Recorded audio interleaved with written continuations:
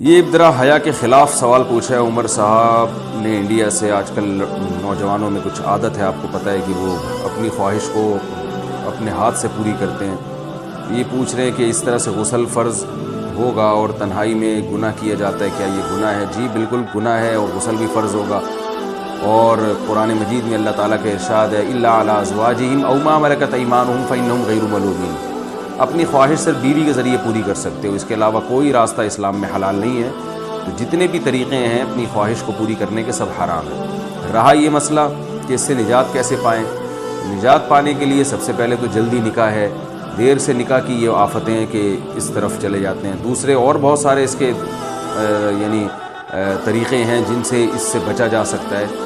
اپنے آپ کو آپ مصروف رکھیں، فارغ نہ بیٹھیں۔ فارغ دماغ جو ہے یہ شیطان کا گھر ہوتا ہے۔ پھر وہ اوقات دیکھیں جن پر خواہشات، یعنی کون سے اوقات ایسے جن میں یہ خواہش کا حملہ ہوتا ہے اور جس سے اس گناہ کی طرف توجہ جاتی ہے، تو ان اوقات میں کوئی مطالعہ کریں۔ جیسے آپ جب رات کو سونے کے لیے بستر پہ لیٹتے ہیں، کوئی اچھی کتاب اپنے پاس رکھیں، اس کا اسٹڈی کرتے کرتے آپ سو جائیں، اور فحش فلموں سے اپنے آپ کو بچائیں، فحش لٹریچر سے بچائیں اپنے آپ کو، اور جم جایا کریں۔ ہم جب انرجی ہم جب خوراک کھاتے ہیں تو اس سے جو انرجی بنتی ہے، وہ انرجی اگر ہماری اچھے کاموں میں یوٹیلائز ہوگی تو برے کاموں سے ہم بچ جائیں گے۔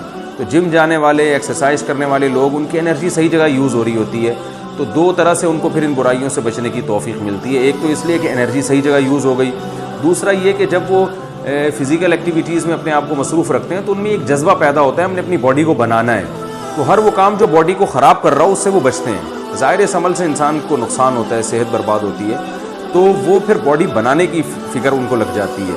تو وہ پان، گٹکا اور یہ جو اس طرح کی فحش چیزیں ہیں ان سے خود بخود ایوائڈ کرنے کی ان کو ایک رغبت ہوتی ہے۔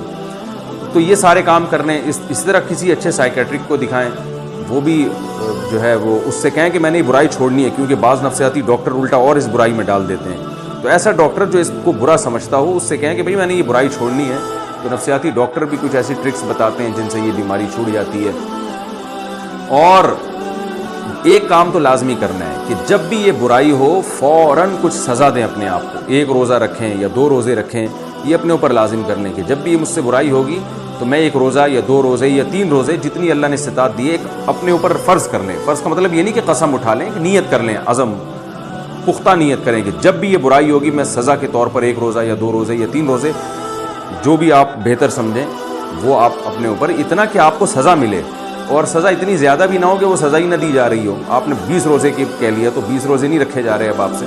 تو سزا اتنی ہونی چاہیے کہ اس میں سزا کا عنصر بھی ہو، یعنی نفس کو تکلیف بھی ہو، اور اتنی بھی زیادہ سزا نہ ہو کہ سزا دینا ہی مشکل ہو جائے۔ تو درمیانی درجے کی سزا ہو، کچھ صدقہ خیرات بھی کیا جائے ہر دفعہ میں، اور پھر توبہ استغفار لازمی کی جائے۔ تو اس سے انشاءاللہ آہستہ آہستہ یہ گناہ چھوٹ جائے گا، اور پھر اس کوشش میں لگ جائے کہ چھوڑنا ہے۔ جب تک نہیں چھوٹتا تو مایوس نہ ہو، یہ نہ کہے یار یہ تو پھر مجھ سے دوبارہ ہو گیا، اب تو میں بس کرتا ہی رہوں گا، مجھ سے تو بچا جاتا نہیں ہے۔ یہ غلط ہے۔ ایک دفعہ ہو گیا، آپ توبہ کریں، اور جو میں نے آپ کو اعمال بتائے ہیں وہ اعمال آپ کریں۔ تو پھر اگر دوبارہ ہو جاتا ہے پھر توبہ کریں، پھر وہی اعمال کریں آپ، تو ایک دم سے یہ چیزیں نہیں چھوٹتی ہیں، آہستہ آہستہ ہی چھوٹتی ہیں۔ یہ تو بہت کم لوگ ہوتے ہیں جن میں اللہ نے حوصلہ دیا ہوتا ہے ایک دم سے سب کچھ چھوڑ دیں، لیکن آپ اگر ایک دم سے نہیں چھوڑ سکتے تو اس طریقے پر آپ چلیں گے جو میں آپ کو بتا رہا ہوں، تو آہستہ آہستہ انشاءاللہ یہ بیماری آپ سے چھوٹ جائے گی انشاءاللہ۔ اللہ تعالیٰ جتنے بھی نوجوان ان قسم کی برائیوں میں مبتلا ہیں، اللہ تعالیٰ ان سب کو بچنے کی توفیق عطا فرمائے، اور اللہ کا واسطہ ایسے لوگ نکاح میں جلدی کریں، کیونکہ اگر یہ نکاح نہیں کرتے نا تو آج یہ برائی کر رہے ہیں، کل اس سے آگے قدم جاتا ہے، پھر اس سے بڑی برائی کی طرف شیطان لے کر جاتا ہے۔